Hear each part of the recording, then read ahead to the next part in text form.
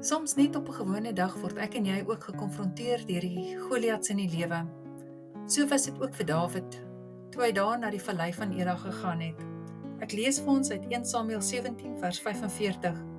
Toe sê Dawid, u kom na my toe met 'n swaard en met 'n spies en met 'n lans, maar ek kom na u in die naam van die Here van die leerskare, die God van die slagordes van Israel wat u uitgedaag het.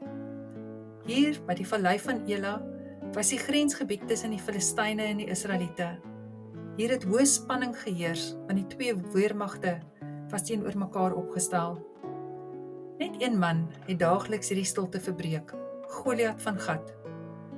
Hy was 'n reus van byna 3 meter lank en hy het 6 vingers aan elke hand gehad en 6 tone aan elke voet. Hy was swaar gewapen en sy wapenrusting alleen het meer as 100 kg geweeg. Niemand het moed gehad en teen hom te veg nie. Eendag het Dawid sy broers kom besoek. Hy het glad nie gekom om te veg nie.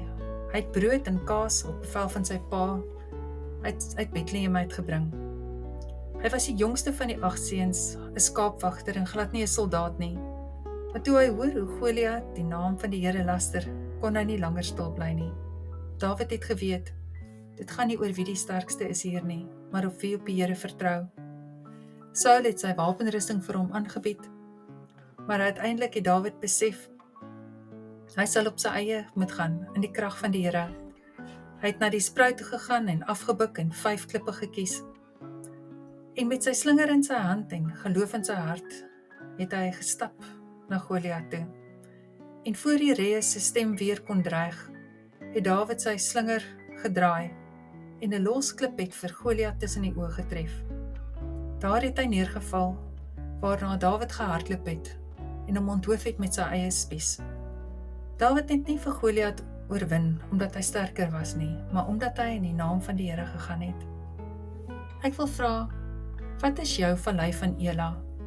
Wat is jou Goliats in die lewe? Moet dit nie probeer oorwin deur jou eie krag nie, maar hardloop na die Here toe en maak staat op hom, dat jy dit kan doen in sy krag.